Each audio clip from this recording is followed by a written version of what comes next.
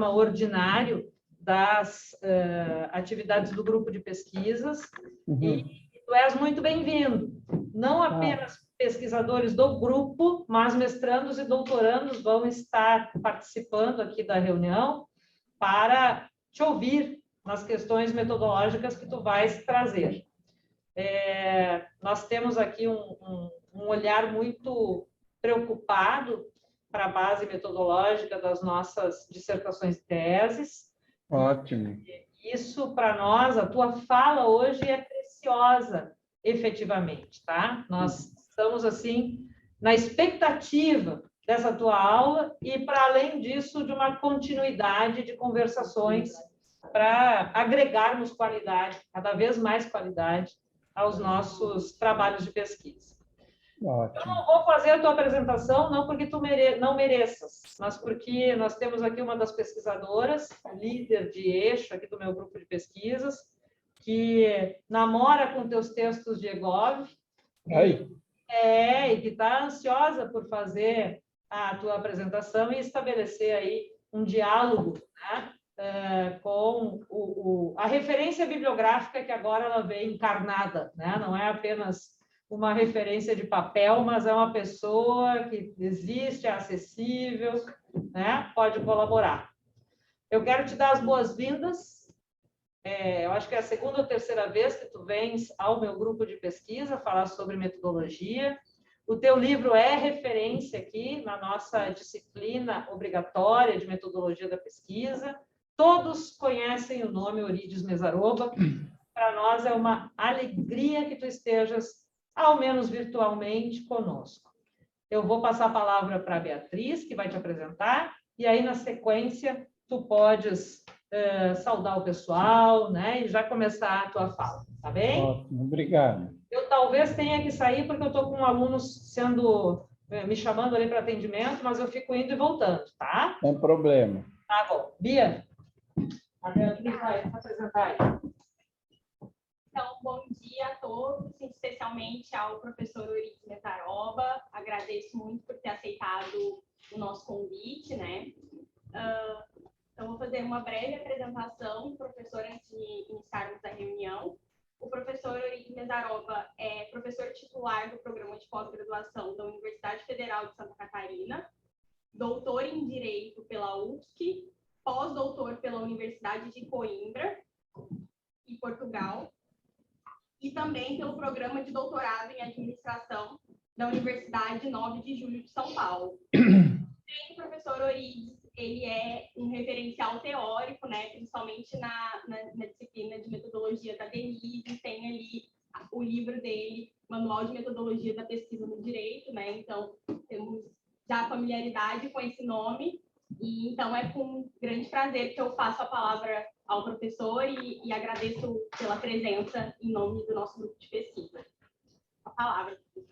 Muito bem. Bom dia a todas e a todos. Cumprimento especialmente a Denise, enfim, é uma parceira nossa de muito tempo. Agradeço o abraço do querido esposo, da Gabi, que é uma amiga já de muitos anos, né? Ela fez um mestrado aqui em Florianópolis e a gente conviveu muito na época, né?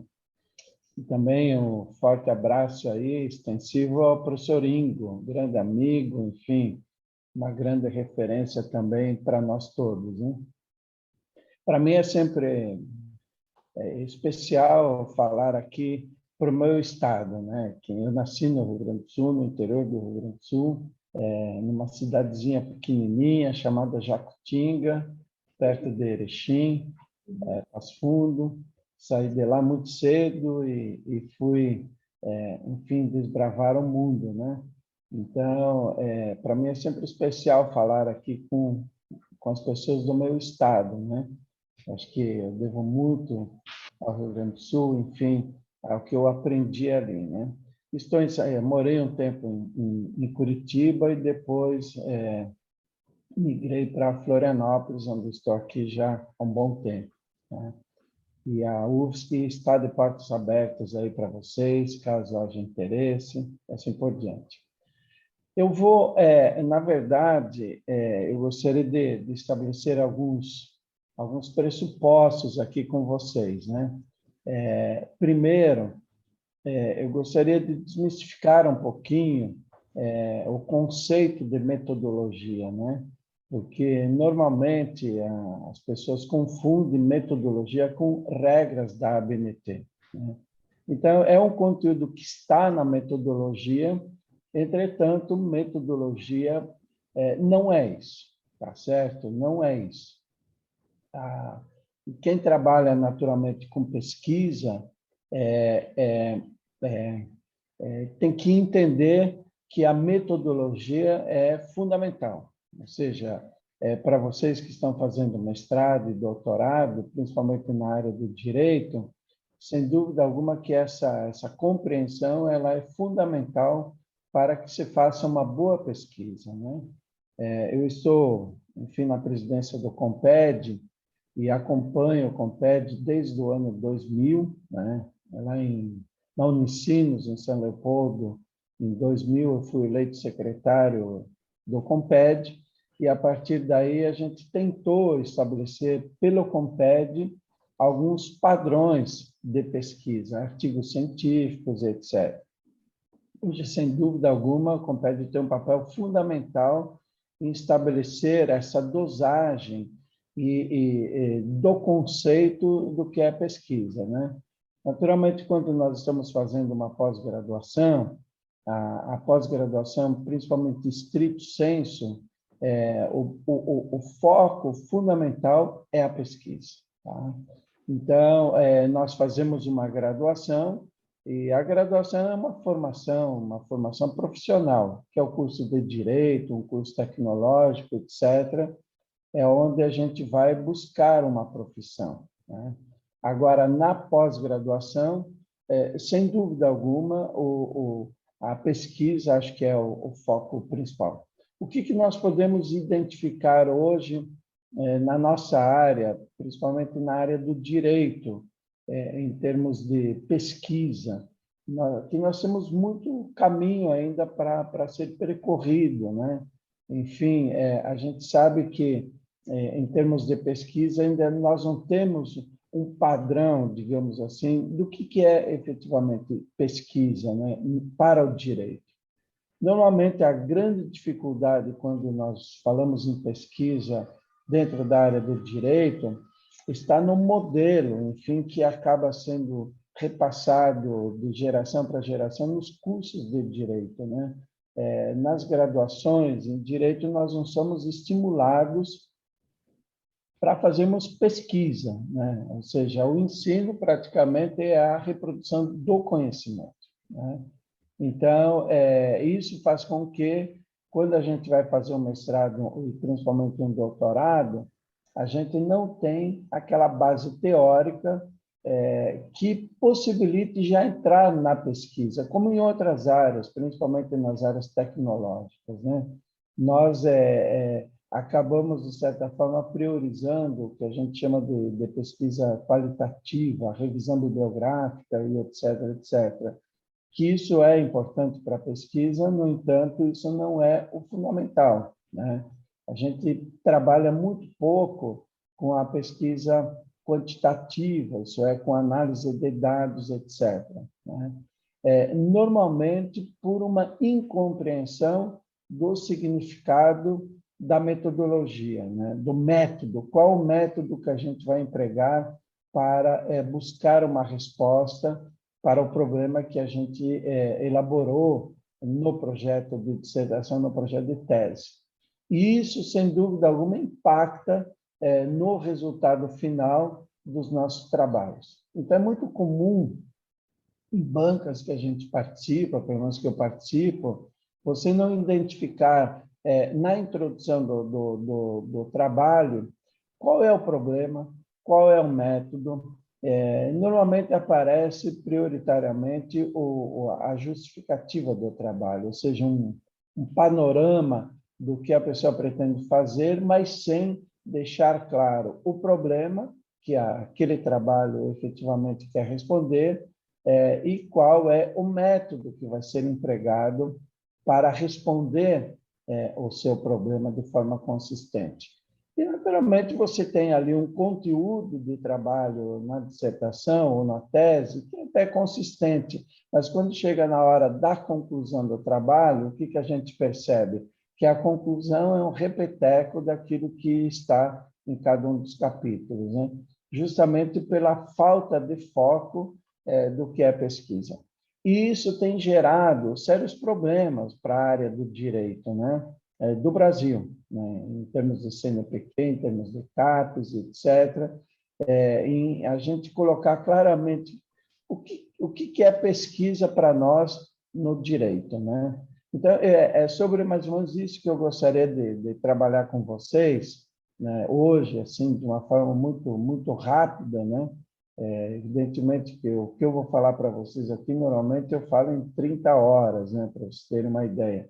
Eu vou dar uma noção geral e fazer algumas provocações para vocês, né? Muitos de vocês devem estar aí elaborando projeto de tese, de dissertação, enfim, perdidos quanto a isso, ou no meio da pesquisa, né?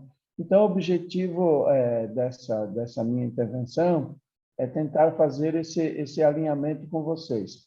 Foi solicitado aqui que eu falasse um pouquinho sobre tecnologias, etc. Então, eu vou inserir também nessa discussão algumas questões importantes hoje que envolvem inovação, novas tecnologias, etc., que naturalmente, deve ser um dos pontos do grupo de pesquisa de vocês.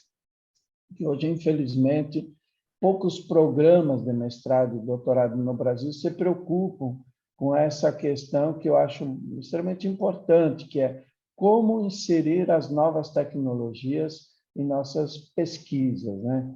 Infelizmente, o aluno de graduação, quando sai do curso de Direito, ele é levado àquele ambiente de que o direito se resume a regras, a normas, etc., e acaba não interagindo com outras áreas do conhecimento, justamente porque a nossa formação jurídica ela é muito positivista, no sentido de que a gente prioriza os efeitos do problema e não as causas. Então, o que eu vou tentar colocar aqui para vocês é essa inversão metodológica ou essa inversão epistemológica de destacar para vocês que toda pesquisa também ela pode ser voltada à análise das causas do problema e não unicamente e exclusivamente em relação aos efeitos do problema, né? O que eu quero dizer com isso? Que toda a formação nossa ela se volta naturalmente àquela ideia punitivista, aquela ideia de que o direito ele está aí para punir, né? Ou para, de certa forma, colocar regras em cima daquele que não cumpre as regras, que não cumprem as normativas, né? Enfim, existe hoje toda uma discussão com outro pressuposto metodológico, né? Com outras bases teóricas, que já trabalham com a perspectiva sistêmica, a perspectiva até dialética, né? Ou até mesmo dentro da perspectiva do método hipotético dedutivo, né?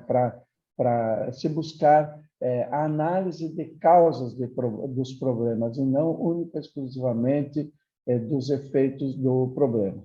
Então, num primeiro momento, eu gostaria de colocar para vocês que o conhecimento, dentro do que a gente chama de gnoseologia, ou teoria do conhecimento, todo conhecimento ele pressupõe sempre uma relação entre sujeito e objeto, né? Isso quer dizer o quê? Que, a partir dessa relação sujeito-objeto, é que se formam as teorias, ou seja, você tem de um lado o empirismo, né, que prioriza o objeto, o racionalismo que prioriza a razão. E, digamos assim, as epistemologias críticas que não priorizam nem tanto o objeto e nem tanto o sujeito da relação do conhecimento. Então, essas três grandes formas de conhecimento, que acabam subsidiando o que a gente chama assim, de mundo teórico, as teorias, as formas de conhecimento. Então, nós temos várias formas de conhecimento, né? Que uma delas é o conhecimento filosófico, o conhecimento empírico, o vulgar, o conhecimento ideológico, o conhecimento cultural, enfim, o conhecimento religioso, enfim, que são conhecimentos que no dia a dia, de certa forma, nós utilizamos, né? Para buscar explicações para eventuais problemas. Por exemplo, quando a gente perde um ente querido, uma pessoa querida, evidentemente que a gente vai buscar o conforto mais, digamos assim, mais consistente no conhecimento religioso. Então, o conhecimento religioso, evidentemente, ele tem o seu valor, né? Ele tem a sua validade dentro de um contexto. Eu gostaria de colocar aqui o conhecimento ideológico, que é um problema hoje que nós estamos enfrentando nessa pandemia, que espero que esteja acabando. O conhecimento ideológico ele acabou aparecendo muito nessa problemática toda da pandemia. Quando nós ouvíamos os nossos gestores governamentais se sobrepondo, tentando se sobrepor à ciência, né?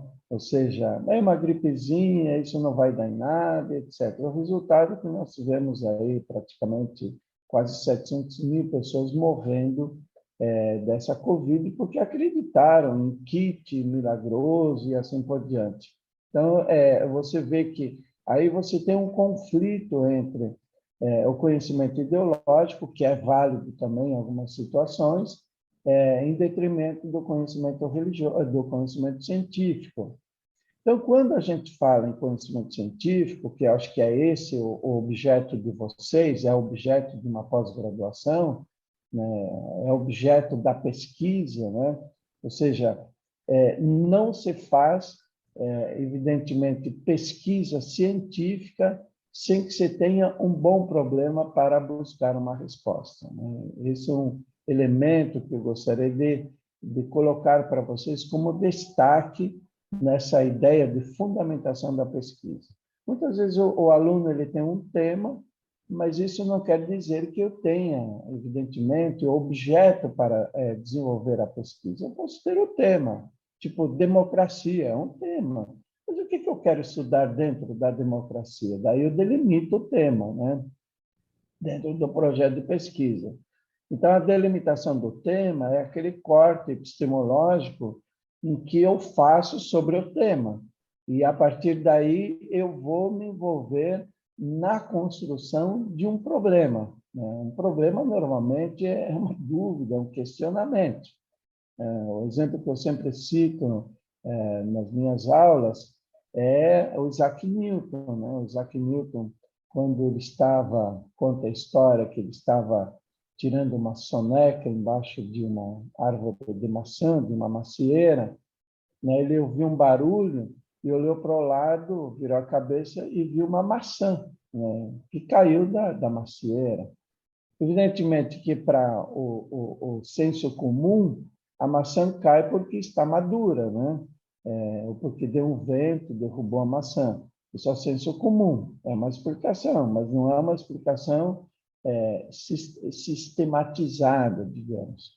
E o Isaac Newton, ele observou a maçã e ele passou a refletir, falou, mas por que a maçã cai? Né? Não é simplesmente pelo fato dela estar madura, é pelo fato de que existe algo que atrai a maçã. Ela poderia subir, ela poderia ir para o lado, mas ela caiu. Mas por que ela caiu? Porque aí ele foi deduzindo, porque existe uma força que atrai o objeto. Todo objeto menor é atraído por um objeto maior, por uma força gravitacional. Pela manhã, quando vocês descem da cama, evidentemente vocês não ficam pensando assim, bom, agora vou voar. Ou seja, a gente já tem aquela sensação que colocando o pé no chão a gente vai andar, entendeu? Então isso já foi incorporado, digamos assim, pelo senso comum. A gente não fica questionando aquela relação dos astronautas na Lua, ou seja, um passo vai equivaler se não tem gravidade, o que vai acontecer com o objeto? Ele vai ser absorvido? Ele vai continuar? Enfim, então, a partir... E a força gravitacional a gente não vê, a gente sente, enfim, no andar, que a gente vai colocando. Então, vejam, o Isaac Newton, quando ele observou isso, ele observou a maçã caindo. É um efeito, a maçã caindo é um efeito. Mas qual é a causa que leva uma maçã a cair do pé? Então, evidentemente que essa pesquisa requer um grau muito mais complexo de reflexão, né? Evidentemente, enfim, pelas informações que eu tenho, aí muitos de vocês devem estar trabalhando a questão das tecnologias dentro das pesquisas da professora Denise, do Chapéu, que a gente chama um projeto Chapéu.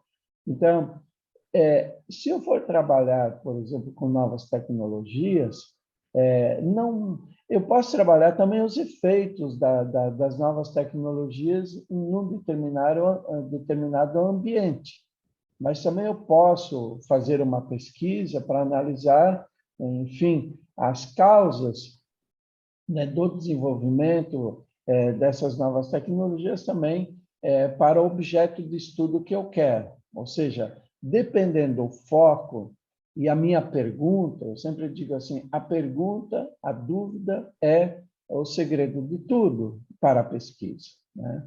Eu posso encontrar uma pessoa e fazer uma pergunta simples. Quantos anos você tem? É uma pergunta simples, uma pergunta. A pessoa vai responder assim, eu tenho 20 anos. É uma resposta objetiva. Mas eu posso ir além da pergunta, né? E posso falar assim, não parece que você tem essa idade, né? E a pessoa vai perguntar assim, mas não parece por quê? Entendeu? Então, eu posso trabalhar causas ou efeitos. Não parece porque você é tão jovem, porque a sua pele é tão sedosa, porque isso, porque aquilo. Ou seja, quando eu faço essa relação e estabeleço aqui uma conexão entre causa e efeito, com o porquê ou com o mas, eu tenho uma questão, né? E aí, evidentemente, que essa é a motivação para que eu possa desenvolver a minha pesquisa. Então, eu diria assim para vocês, esse é o ponto fundamental, tá? Praticamente assim, 90% dos trabalhos, dos projetos que eu analiso, até mesmo dentro dos artigos do Comped, a gente vê a dificuldade das pessoas em colocarem ali, na introdução, qual é o seu problema, qual é a sua dúvida. Então, se eu tenho o problema, tenho a dúvida, eu vou estabelecer um método de abordagem. Qual é a estratégia que eu vou aplicar para buscar uma resposta? Então, dentro daquela estratégia, evidentemente, dependendo do método, eu vou ter um tipo de resposta. Se eu utilizar a dedução, se eu utilizar o hipotético dedutivo, a dedução, eu vou ter respostas diferentes. Mas a pesquisa, ela tem consistência, porque desde que eu respeite o método, né, evidentemente que a minha pesquisa ela tem uma lógica, né? Ela tem uma lógica, ela tem uma ordem.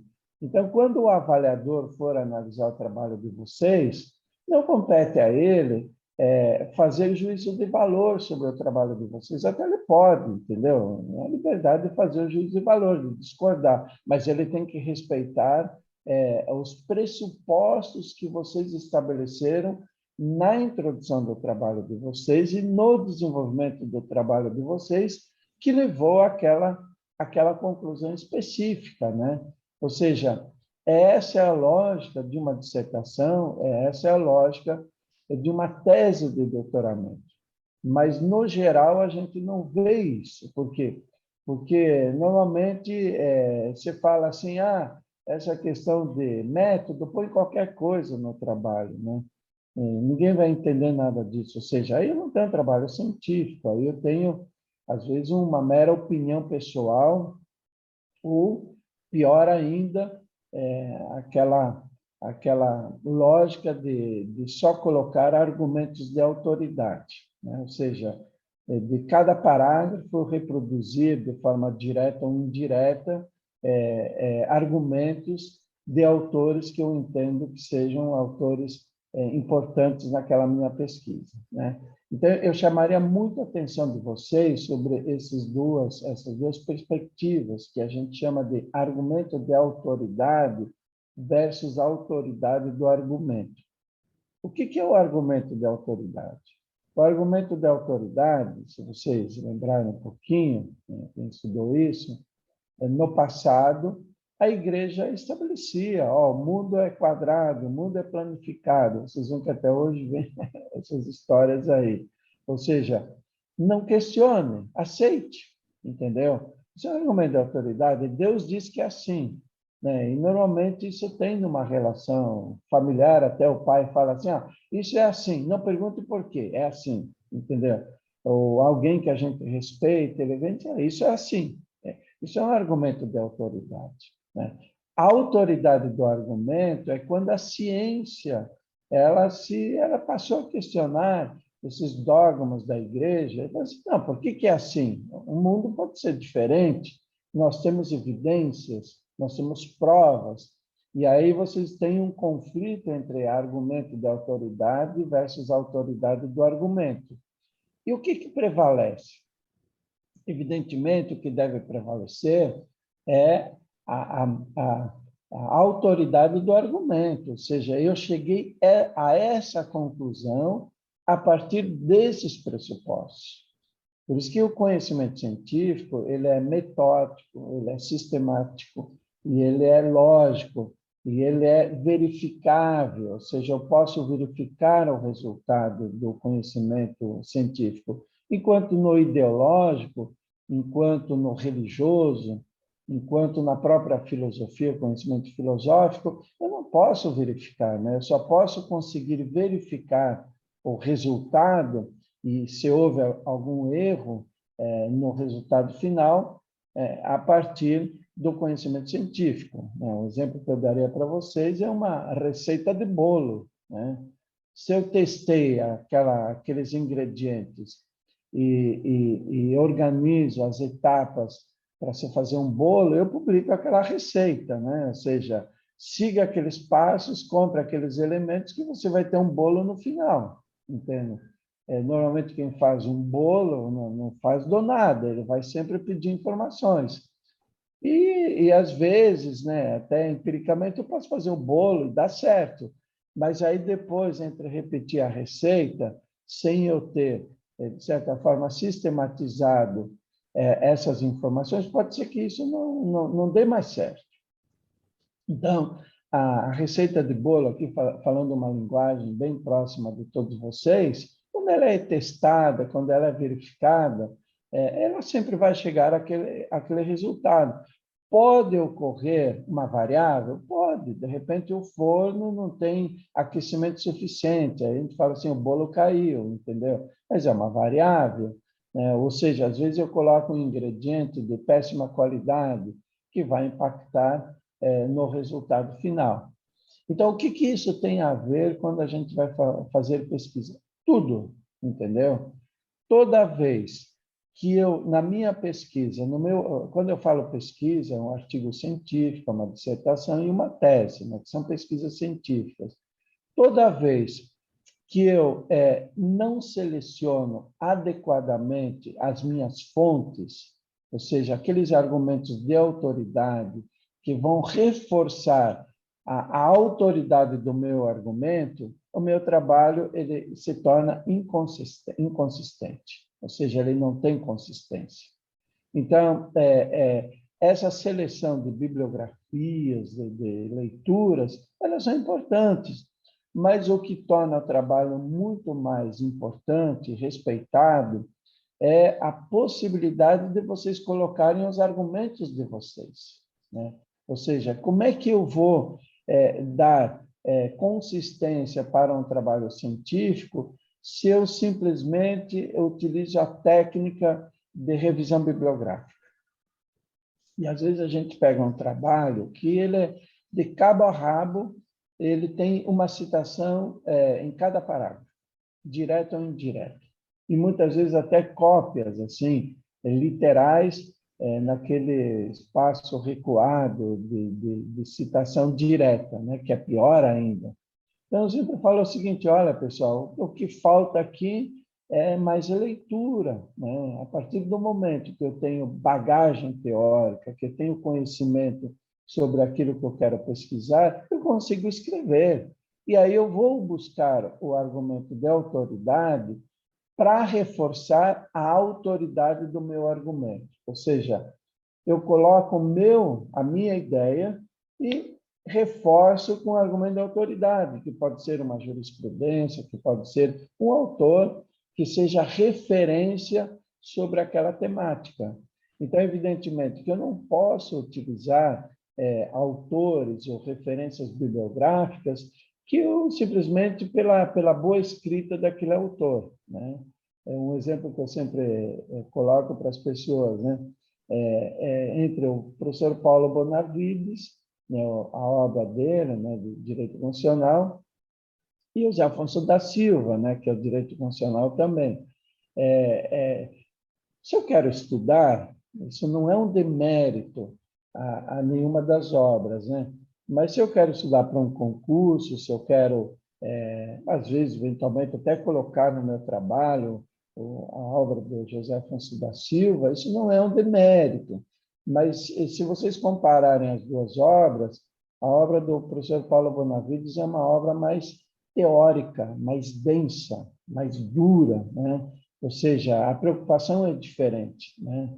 Evidente, se eu for estudar pelo professor Paulo Bonavides para fazer um concurso, pode ser que eu não atinja o meu objetivo, porque a obra do Paulo Bonavides tem um objetivo, ela é mais reflexiva, mais filosófica, enquanto que a obra do professor José Afonso da Silva é uma obra que também é teórica, no entanto, é uma obra mais conceitual, enfim, e aplicada ao direito constitucional aplicado, entendeu? Ou seja, qual o tipo de obra que eu vou utilizar para dar consistência para o meu trabalho? Então, eu coloquei para vocês aqui, primeiro, para se fazer uma boa pesquisa, né, uma boa pesquisa, para ter qualidade na minha pesquisa, evidentemente que eu tenho que ter essa preocupação com o tema. Qual é o meu tema? Tá? Qual é o tema que eu quero pesquisar? Né? E dentro do tema, qual é a parte daquele tema que eu quero investigar? Aí eu delimito o tema no meu projeto. Tá? E, a partir daí, eu passo o seguinte, a elaboração do problema, ou seja, qual é a minha dúvida, qual é o meu questionamento, o que eu quero responder com o meu trabalho. Então, eu posso elaborar isso a partir de uma pergunta e depois transformar isso em uma questão, né? Quando eu falo questão, a questão ela tem um pressuposto, não é uma pergunta simples, quantos anos você tem? Isso é uma pergunta, interrogação. Mas eu posso começar uma pesquisa também com uma pergunta, mas eu tenho que transformar essa pergunta em uma questão. O que é uma questão? Causa ou efeito. Então, vocês devem ter estudado aí direito penal, né? Estudado pelo Damásio de Jesus. O Damásio de Jesus, ele já vai, sua obra trabalhar efeitos, que é a perspectiva do positivismo jurídico, praticou tal crime, tal pena. Tá? Então, o positivismo trabalha com efeitos. Mas quando eu vou trabalhar com criminologia, por exemplo, a criminologia ela tem uma outra preocupação epistemológica, ou seja, ela está preocupada em discutir as causas que levam o sujeito a praticar o crime. Entende? Então, se eu tenho a clareza que a minha pesquisa, eu posso fazer ótima pesquisa analisando os efeitos, entendeu? Os efeitos da sonegação fiscal no município de Porto Alegre, período X ao período Y. Tá? É um tipo de pesquisa, eu vou e coleto dados e faço a análise. Agora, por outro lado, eu posso fazer um outro tipo de pesquisa. O que leva o sujeito a sonegar impostos no município de Porto Alegre, período X a período Y? Só que eu não tenho livros escritos sobre isso, eu não tenho material. E, evidentemente, se eu não tenho nada, eu vou ter que fazer o que a gente chama de uma pesquisa empírica, coleta de dados, entrevistas, etc., etc., que pode ser uma ótima pesquisa também, entende? Que é o que eu diria hoje, o direito precisa, né? Nós nos habituamos muito no direito a trabalhar com autores estrangeiros, né? Nenhum demérito, né? Então, vocês veem que, seguidamente, um autor estrangeiro se torna referência para o judiciário e para nós. Aí vem outro, é um modismo, né? Um modismo que nós temos, justamente porque nós desconhecemos a nossa realidade, porque a gente não faz pesquisas empíricas, digamos assim, pesquisas de coleta de dados. Então, de repente, sem demérito nenhum, o Alex se transformou na grande referência, né? Ótimo autor, ótimo pensador, indiscutível, né? Mas como é que eu aplico uma teoria, às vezes, que não reflete a nossa realidade, o nosso contexto aqui, entendeu? Ou seja, é aquela história de que a gente faz uma viagem para os Estados Unidos, vai para Miami e compra roupa. A numeração lá é outra, o corpo é outro, enfim, eu tenho que voltar e ajustar a roupa para o meu corpo. Então, vejam, é o que a gente faz com o que a gente chama assim das teorias. A gente importa teorias e tenta aplicar aqui na nossa realidade, e acaba isso não de certa forma, refletindo a nossa própria realidade, né?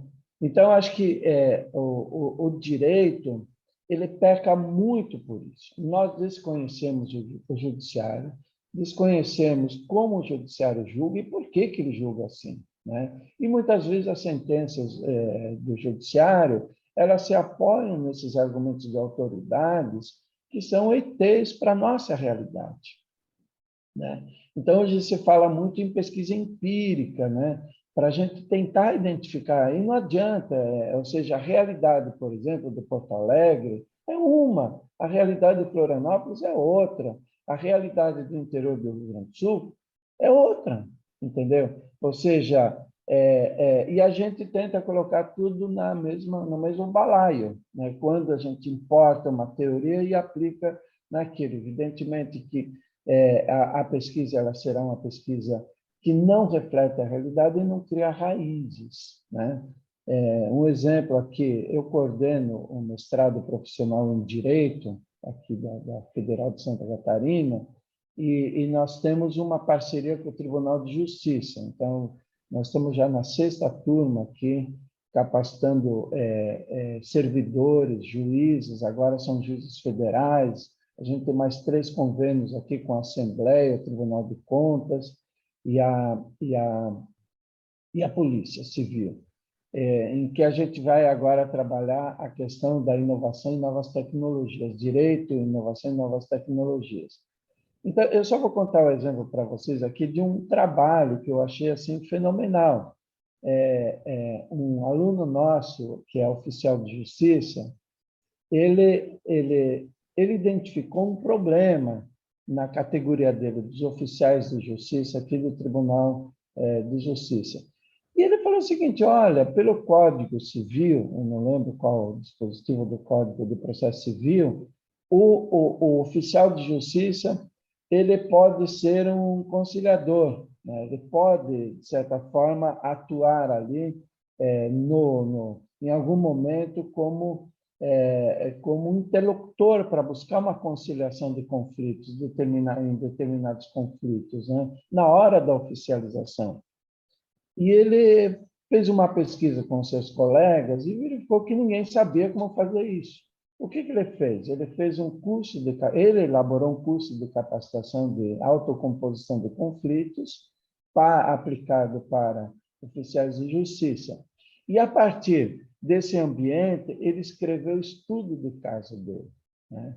Então, o estudo de caso, se vocês forem na internet, vocês podem ter, o livro foi publicado em livro, e hoje esse oficial de justiça ele está dando cursos em todo o país aí para oficiais de justiça, como utilizando esse instrumento da autocomposição de conflitos, né?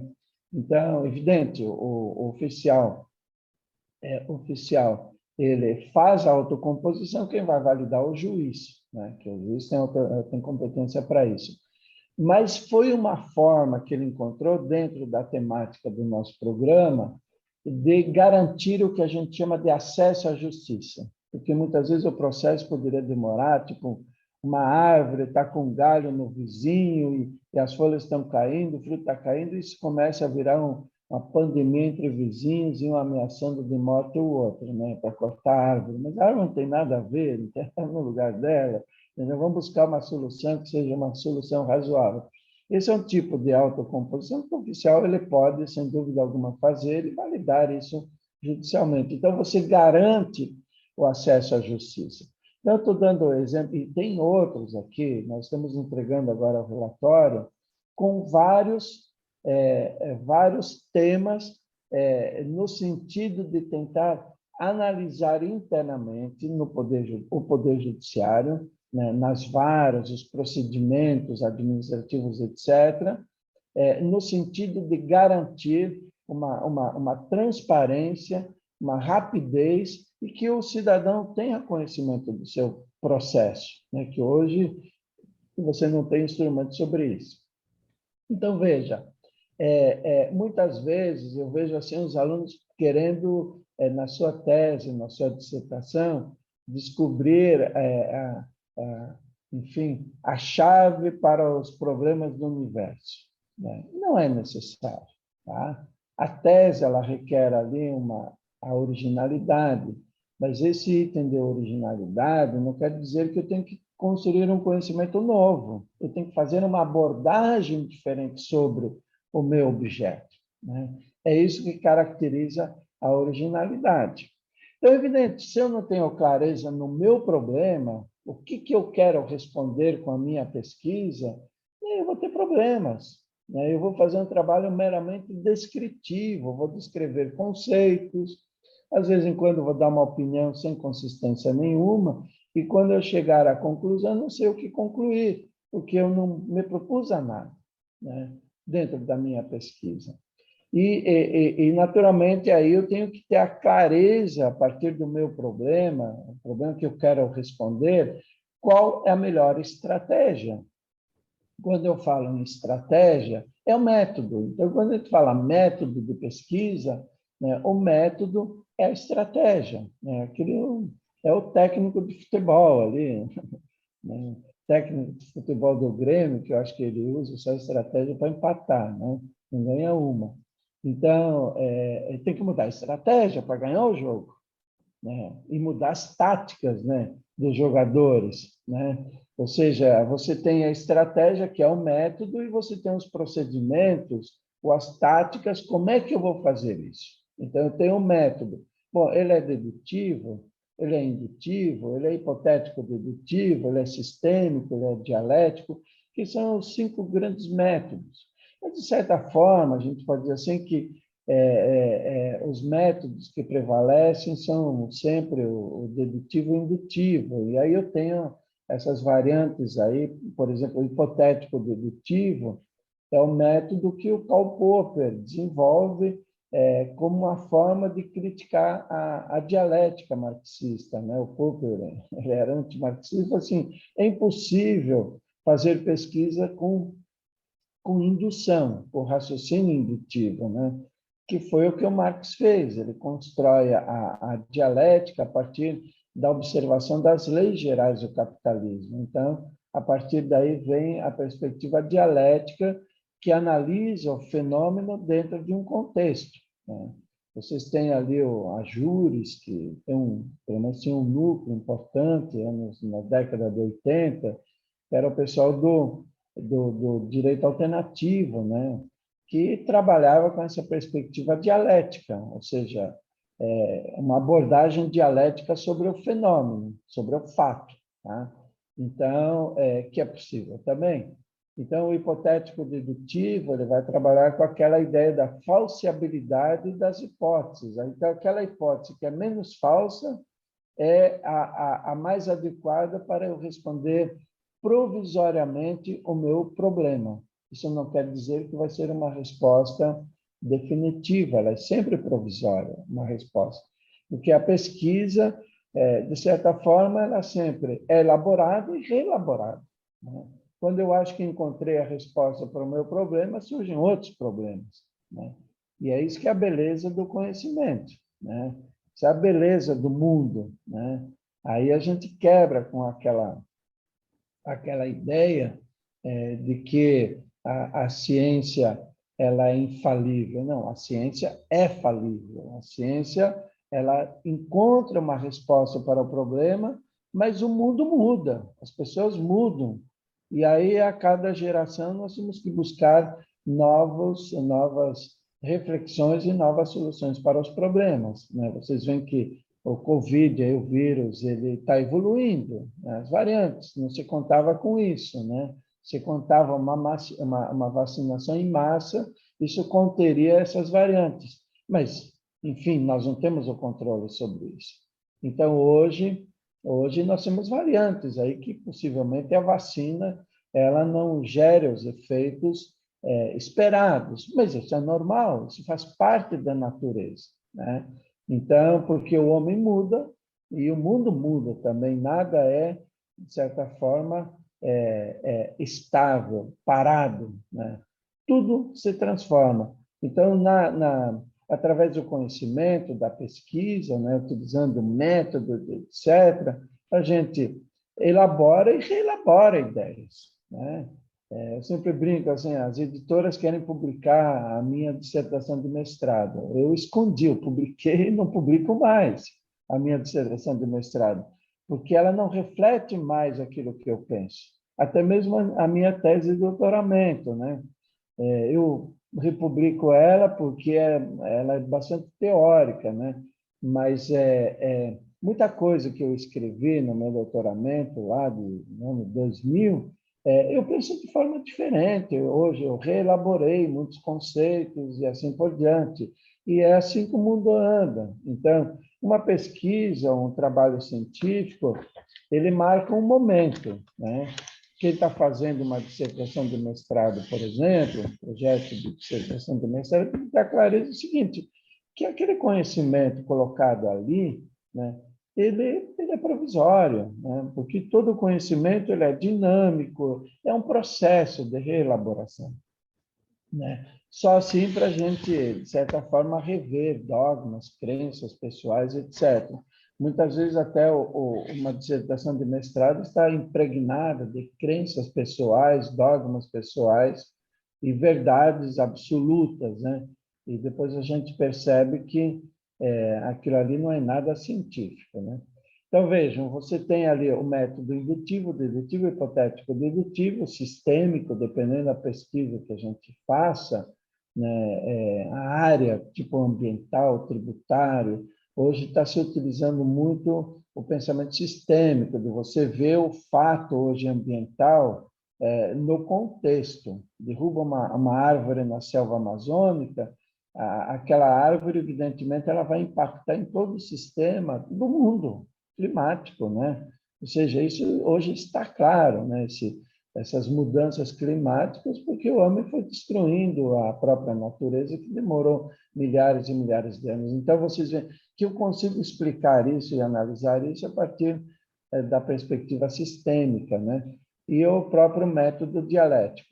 Então, eu diria para vocês, assim, para abrir um espaço aí para debate, eventuais perguntas, que o mais importante para vocês, na pesquisa, vocês terem claro o tema, a delimitação do tema, o problema que vocês querem resolver com a pesquisa de vocês. Não comecem escrevendo o trabalho de vocês sem terem a clareza do problema de vocês. E, naturalmente, do objetivo. O objetivo está muito associado com o problema, tá? O que você pretende com o seu trabalho?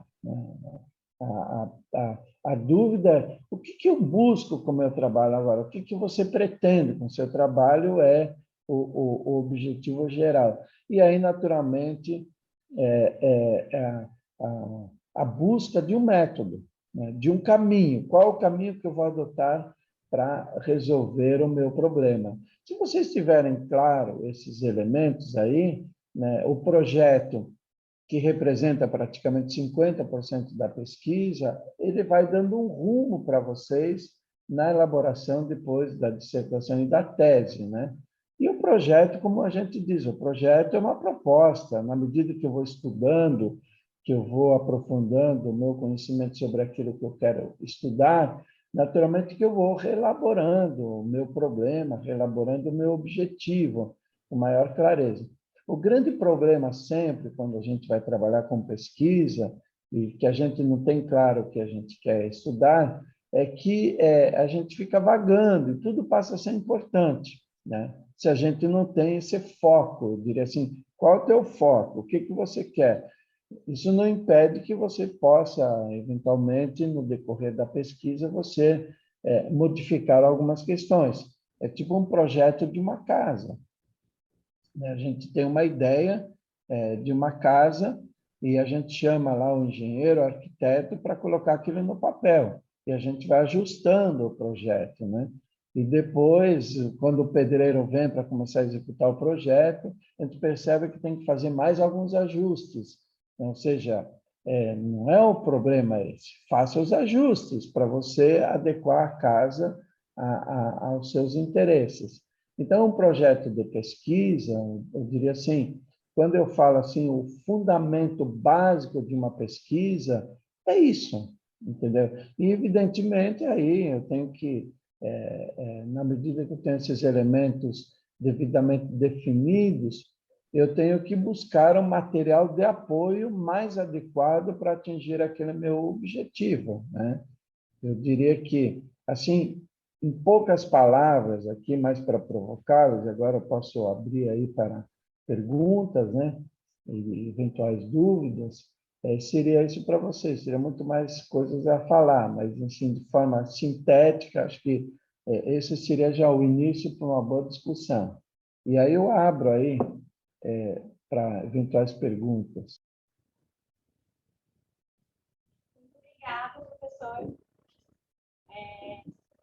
Da minha parte, assim, teria alguns comentários, mas vou ver com os colegas. Temos perguntas no chat? Ainda não. Então, eu vou... A gente não te escuta, professora. Acho que ficou mudo. Aumenta um pouquinho o volume. Ah, tá. Vou falar mais perto do microfone. Então, para prestigiar, né, o professora e aproveitar o momento, já vou trazer aqui minhas dúvidas. O senhor mencionou ali, quem está perdido, eu já me enquadro nesse grupo de pessoas um pouco perdidas ali com a tese. E eu pergunto o seguinte, professor, na pesquisa jurídica, o senhor entende que o problema deve ser jurídico e a resposta também, as hipóteses ali, ou que um deles não precisa ser necessariamente uma resposta jurídica? Porque, assim, eu enfrento essa dúvida e esses questionamentos, porque, assim, até agora, nas leituras que eu faço, né, eu defendo uma opinião de que nem todas as respostas estão no direito, né? Então, isso é uma coisa que eu tenho me debatido um pouco ali na minha tese, e vez ou outra eu refaço meu problema de pesquisa, refaço minhas hipóteses, e até cheguei a discutir com a Denise, que é minha orientadora, e ela sempre bate bastante nessa tecla, né, de que tem que ser um problema jurídico. Então, eu queria, assim, saber a opinião do senhor a respeito disso. Obrigada. Ótimo.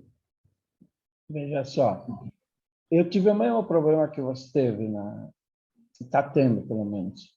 Na época que eu fiz a minha tese foi sobre a questão da representação, partidos políticos, etc. E eu lembro que um dos membros da minha banca falou o seguinte, professor, em outro doutorado em Direito, sua tese não teria sido aceita. Só aqui em Florianópolis mesmo, né? Para ser aceito. Porque aqui sempre a gente tratou o fenômeno do direito dentro de uma perspectiva transdisciplinar. Evidente que isso tem toda uma herança aqui do Vará, enfim, de toda uma escola que se propagou, né? E que, de certa forma, hoje virou, em alguns programas, como uma referência. O direito por si mesmo, ele se demonstra profundamente incompetente para resolver os problemas, né? Então, o que eu diria para você assim, tem que ser jurídico, né? Eu diria assim, não é uma questão de ser jurídico, é uma questão de abordagem, né? Uma abordagem transdisciplinar.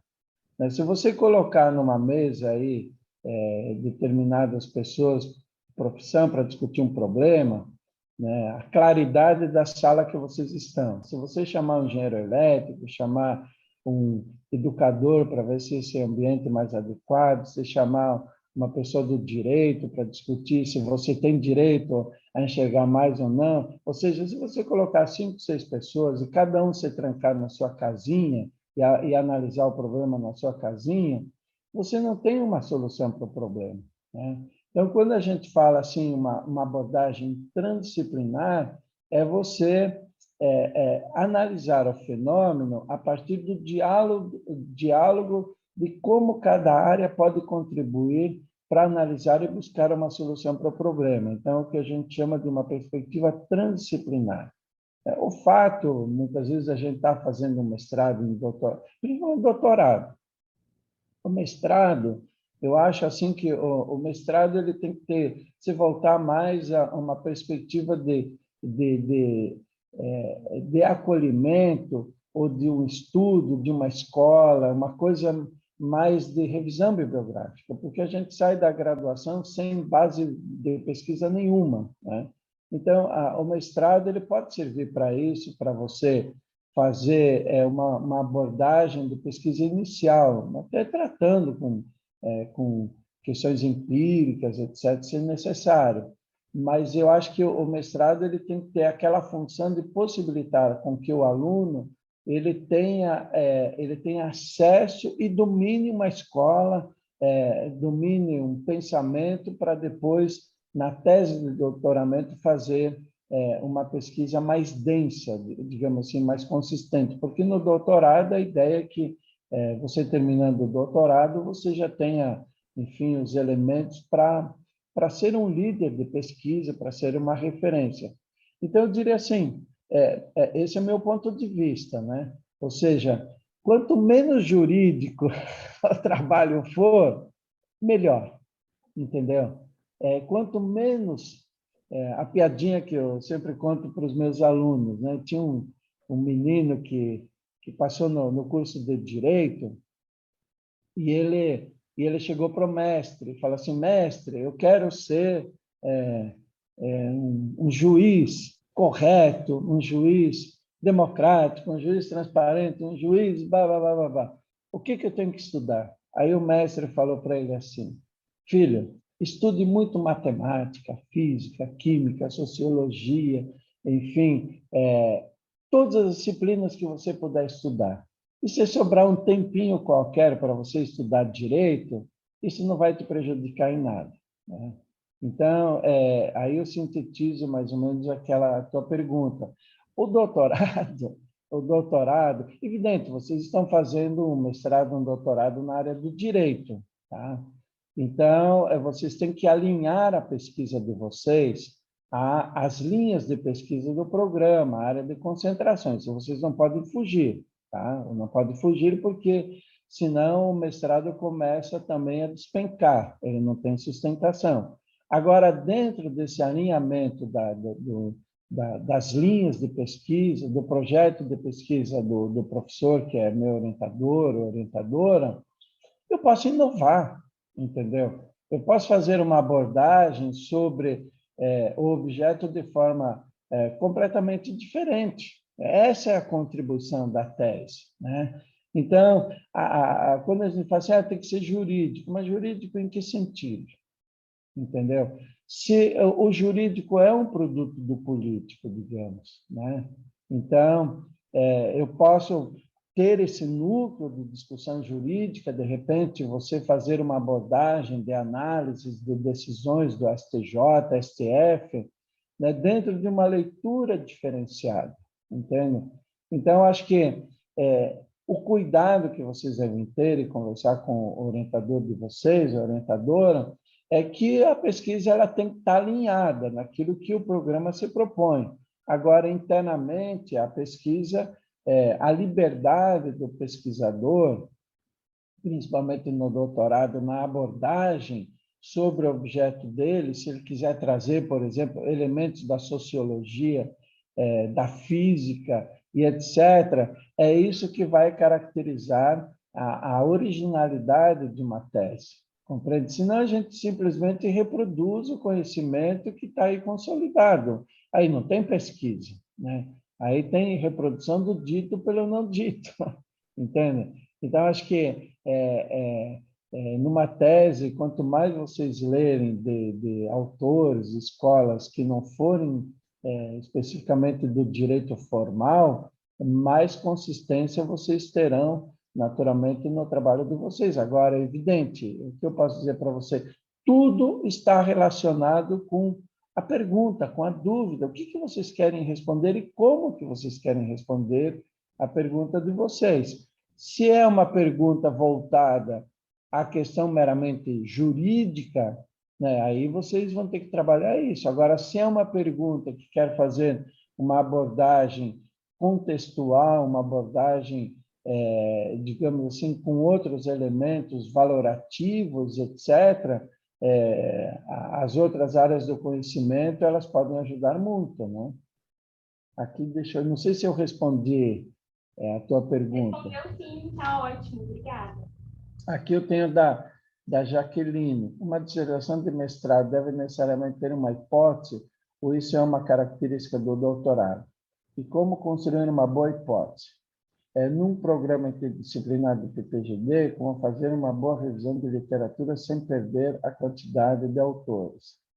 Então, vamos para a primeira. Veja só, o que é uma hipótese? Normalmente as pessoas confundem hipótese com o objetivo, não tem nada a ver, né? Então, por exemplo, assim, para vocês guardarem essa relação, a hipótese ela tem que estar presente se eu adoto o método hipotético dedutivo.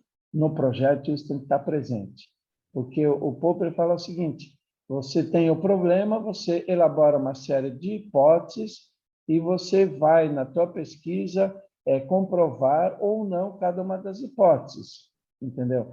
E você vai optar por aquela hipótese que é a menos falsa possível, ou seja, aquela que responde ao teu problema de forma mais, digamos, clara no final. Então, você fez uma opção.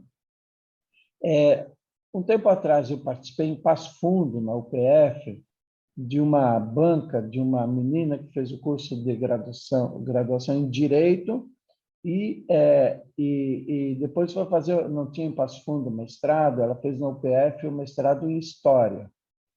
Eu diria assim, foi fenomenal, porque para mim foi um aprendizado. Ela aplicou o método hipotético dedutivo.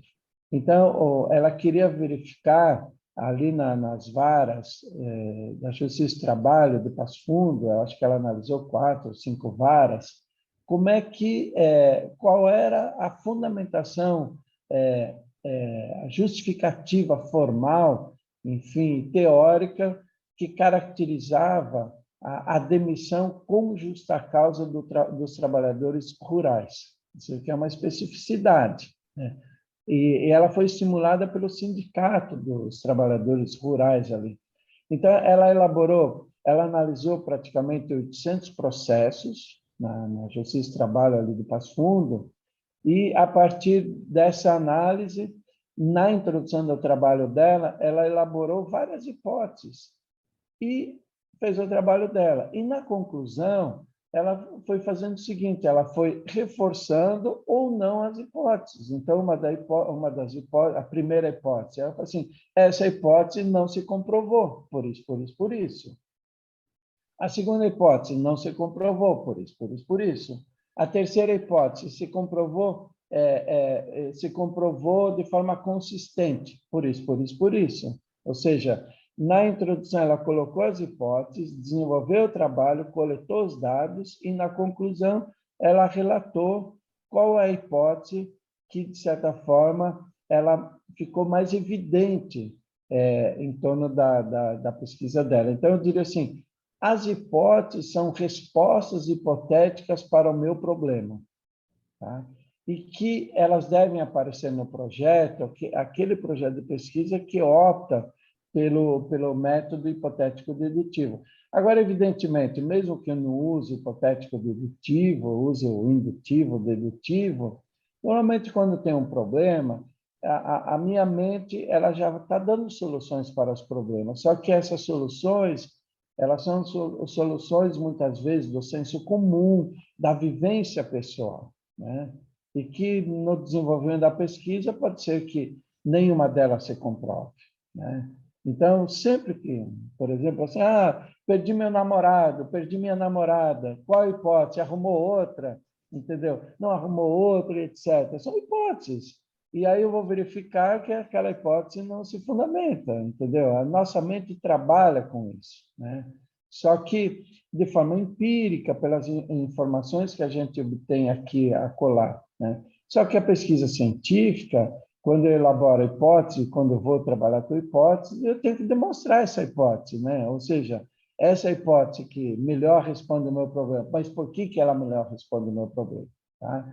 Então, a boa hipótese, eu diria assim, a boa hipótese é a pesquisa que vai apresentar pelos argumentos. Quer ver um outro exemplo? Imagina a seguinte cena. Vocês vão fazer um acampamento no meio da selva amazônica, tá? Longe de todo mundo, 10 dias. E lá no meio da selva amazônica, começa a doer um dente, tá? Qual é a primeira solução, hipótese que aparece na nossa cabeça com a dor de dente? Procurar um dentista. Putz, mas o dentista fica há 10 dias. Essa hipótese seria a melhor resposta para o meu problema, mas ela é inviável. Tá? A segunda hipótese. Alguém tem medicamento para dor? Ninguém tem medicamento. Também seria uma resposta viável, mas ela se demonstra inconsistente, porque não tem ninguém com remédio. E aí eu vou para a terceira hipótese. Alguém tem álcool, cachaça? Antigamente se colocava isso na boca para amortecer na dor de dente. Ninguém tem.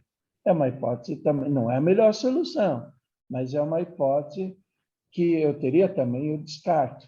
E aí eu vou para a última hipótese, que é, digamos assim, a pior de todas, mas é a hipótese mais viável para aquele momento.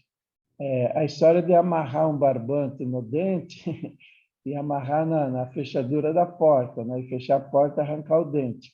Aí eu amarro um barbantinho, vem alguém e fala assim, vamos amarrar um barbante aí no seu dente em uma pedra e jogar a pedra, aí vai o dente.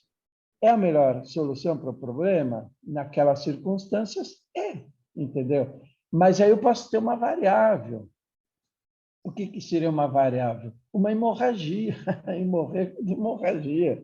Não mais é dor de dente, eu piorei a situação. Estão entendendo? Então, a hipótese é sempre essa resposta provisória ao problema que eu vou verificando se ela é viável ou não. Só que, para cada hipótese, eu tenho infinitas variáveis. E o pesquisador ele tem que se atentar para isso, né? Eu escolho um caminho, mas no caminho pode ser que eu tenha alguns percalços aí que podem prejudicar com que eu atinja o meu objetivo. Então, respondendo aqui, não tem uma melhor hipótese. A melhor hipótese, ela vai se dar de acordo com a pergunta e de acordo com a consistência dos argumentos e dados empíricos, etc., que eu elaborar para buscar essa melhor resposta para o meu problema. A outra questão aqui, num programa interdisciplinar, como fazer uma boa revisão de literatura sem perder na quantidade de autores? Eu diria assim, normalmente o primeiro capítulo, que é uma revisão bibliográfica, ele vai aparecer mais autores, né? Por quê? Porque eu estou definindo os meus conceitos, a calibragem do meu binóculo para analisar o meu problema. Então, é normal, ninguém vai exigir de vocês que vocês tenham teoria própria de vocês. Então, eu vou buscar argumentos de autoridade para definir os meus conceitos operacionais. Como é que eu vou aplicar aqueles conceitos? Então, se a minha abordagem é uma abordagem liberal, eu não vou trabalhar com conceitos marxistas, né? Vou trabalhar com autores liberais, e etc., etc. Então, normalmente o primeiro capítulo ele tem mais autores para reforçar, enfim, a autoridade do meu argumento. A partir do segundo, terceiro, quarto, se for uma tese, evidentemente que a quantidade de autores vai diminuindo, porque eu começo a focar o meu objeto. Eu já tenho os meus referenciais teóricos e aí eu vou para a pesquisa, porque a pesquisa é sua. Então, você calibrou os seus conceitos e vai analisar o teu fenômeno, o teu fato, enfim, o teu objeto, a partir daqueles conceitos que você incorporou. Aí a pesquisa passa a ser sua. Então, eu não posso, de certa forma, terminar a minha tese ou dissertação com citações ainda. Aí isso que demonstra, de certa forma, a inconsistência de um trabalho, né? Aqui o Carlos, estamos sempre buscando soluções para nosso sistema jurídico com autores estrangeiros, porque ainda não nos habituamos a uma pesquisa exclusivamente fundada nos pensadores nacionais. Ô, Carlos, essa é uma pergunta assim, que eu diria o seguinte, porque nós temos, infelizmente, essa cultura decolonizada, entendeu? E nós não fazemos pesquisas empíricas, né? Ou seja, se vocês forem ver, o Rio Grande do Sul é dividido em regiões, aí cada região tem uma particularidade, né? O judiciário lá de Livramento não é o mesmo judiciário ali de Caxias do Sul, não é o mesmo judiciário, ou seja, as demandas são diferentes. Só que o direito não estuda isso, nós não estimulamos os alunos do mestrado e doutorado a fazer esse tipo de pesquisa. Eu estimulo muito, às vezes o objeto para uma boa pesquisa está embaixo do nariz de vocês. Então, a gente tem que ficar, às vezes, está no ambiente de trabalho de vocês, entende? Ou seja, esse negócio aqui dá para fazer um belíssimo estudo, né? Para inovar, para mudar. Isso não quer dizer que o teu exemplo de estudo vai se transformar em uma regra geral, né? Mas ele pode, de repente, servir como um belo instrumento para outras pesquisas lá no Nordeste, entendeu? Mas a partir da nossa realidade, entende? Isso não descarta, por exemplo, a gente buscar autores estrangeiros, etc. Só que a gente sempre teve essa cultura, o que vem de fora é melhor do que a gente produz aqui, né? É a ideia do colonizado, né? Que em algum momento nós vamos ter que repensar isso, né? Então é bonito você citar autores numa peça judicial, né? O judiciário gosta disso, traga autores estrangeiros, olha só, os semideuses, né? A ideia é os semideuses, né? Que estão refletindo. Por quê? Porque na graduação a gente não estimula ninguém a pensar sobre isso, aí no mestrado também, aí todo mundo corre contra o tempo, e cada um vai pegando lá meia dúzia de livros, copiando e colando, sintetizando, parafraseando, e fica o dito pelo não dito, né? Se vocês forem ver hoje as teses na área do direito que mais se destacam, até a gente teve aí uma tese domingo que foi premiada com a melhor tese. Seria interessante vocês olharem, né? Que é uma abordagem diferenciada. De repente, na questão ambiental, nosso meio ambiente é totalmente diferente do meio ambiente europeu, não tem nada a ver. Só que a gente vai trabalhando com conceitos, às vezes, importados.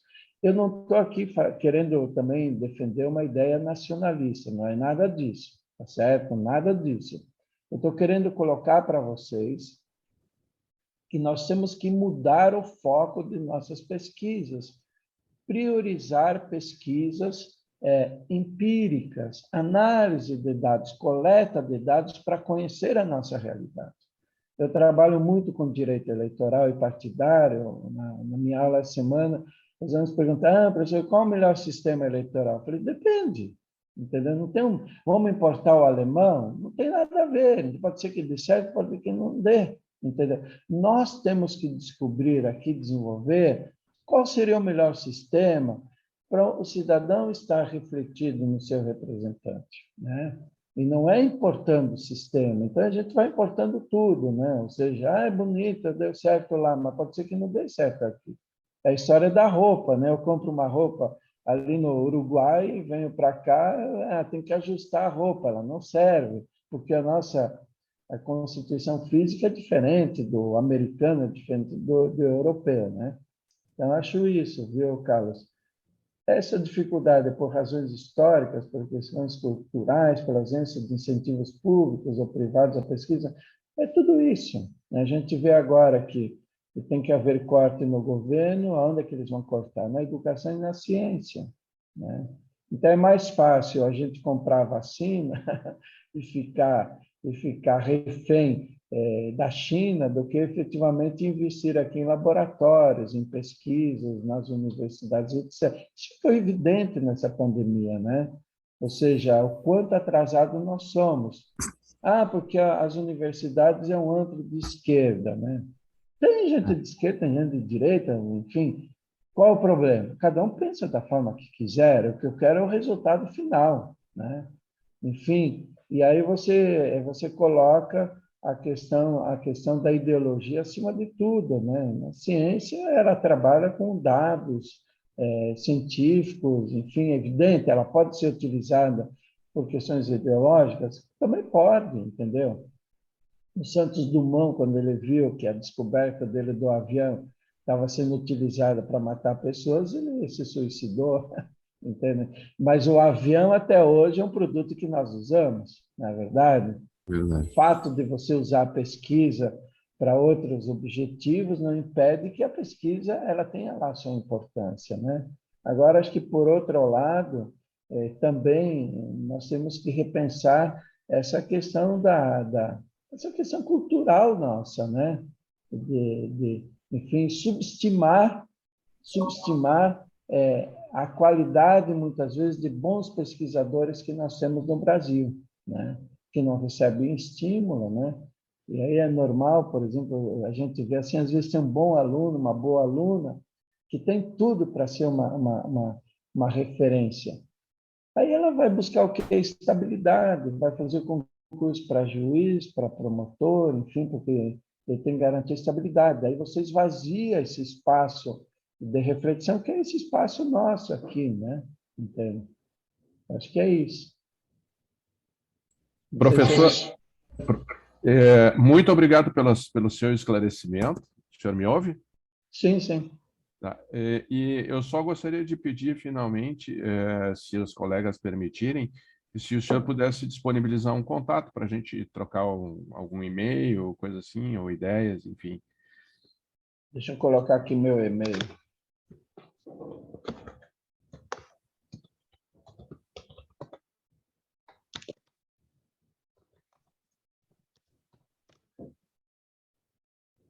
oridesmesa@gmail.com. E eu acho, por exemplo, assim, que não sei quem tem o hábito de enviar artigos para o Comped, a gente vai ter agora em junho com 1000 artigos, né? É um espaço fabuloso nos grupos de trabalho.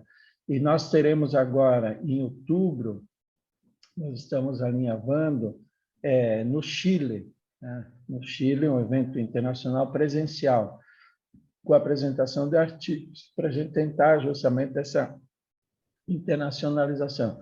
E dezembro, na primeira quinzena de dezembro, nós teremos o outro evento nosso nacional aqui em Balneário Camboriú.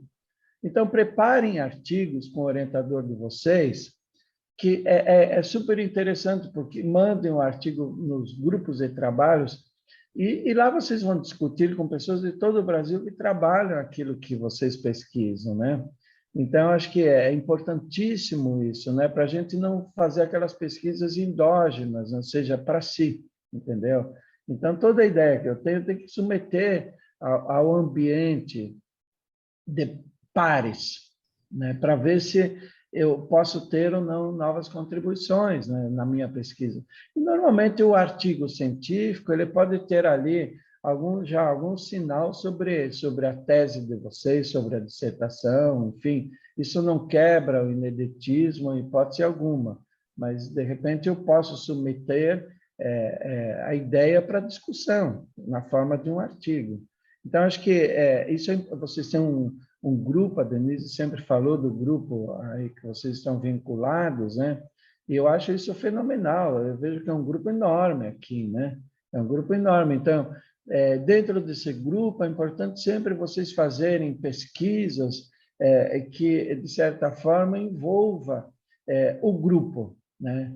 Para vocês não saírem e depois, angustiados, terem que fazer a tese e a dissertação dissociado do grupo, né? Eu acho fenomenal essa questão de pesquisa em grupo, né? A gente tem ainda, viu, Carlos, a ideia do pesquisador estrela solitária, né? Entende? No direito nós temos isso. Nós não somos solidários nas pesquisas do direito, a gente quer ser o cara, né? Em outras áreas do conhecimento, tem um professor aqui que eu conheço, que ele trabalha com ergonomia, que é a cadeira, né? Porque vocês estão sentados, né? Então, ele tem um projeto de pesquisa e ele tem em torno de 60 pessoas pesquisando, doutorandos, mestrandos, graduandos, né? Para trabalhar o aperfeiçoamento da cadeira, né? Então, um estuda ao pé da cadeira, outro estuda isso, mas você vê que, mesmo que eles façam uma cadeira ideal, né, dependendo do corpo, ela não serve, entendeu? Ela não serve, tá entendendo? Mas cada um pesquisa uma parte que ajuda o todo, né? Então, eu acho que o direito ele precisa muito disso, essas pesquisas que sejam pesquisas integrativas, né? E eu acho que vocês estão no caminho ali. A Denise é ótima nisso, enfim, eu conheço ela há muito tempo. E aproveitem. Agora, tem meu e-mail aí, caso seja necessário, vocês podem mandar e-mail sem problema nenhum. Tá bem, professor. Muito obrigada pelo convite. Já participei do Comped, realmente é uma experiência muito engrandecedora. Inclusive, aconteceu o que o senhor comentou da sua tese de não compartilhar mais daquele posicionamento comigo no Comped. Quando eu submeti um artigo, eu apresentei, e hoje em dia, eu já, com novos estudos, já não mantenho o mesmo posicionamento. Então, isso da ciência é muito interessante, né? Sempre construir, reconstruir, e é uma troca de ideias muito boa. Bom, em função do tempo, a gente vai ter que encerrar a reunião de hoje, mas o professor já disponibilizou o contato dele aí no chat. Professor, em nome do grupo de pesquisa e da professora Denise, agradeço imensamente a sua disponibilidade, o seu tempo e esse compartilhamento que, pelo menos para mim, foi extremamente valioso, e espero encontrá-lo em outras reuniões do Getratec. E desejo uma ótima sexta-feira e um bom final de semana a todos. Muito obrigada. Bom final de semana para vocês. Tudo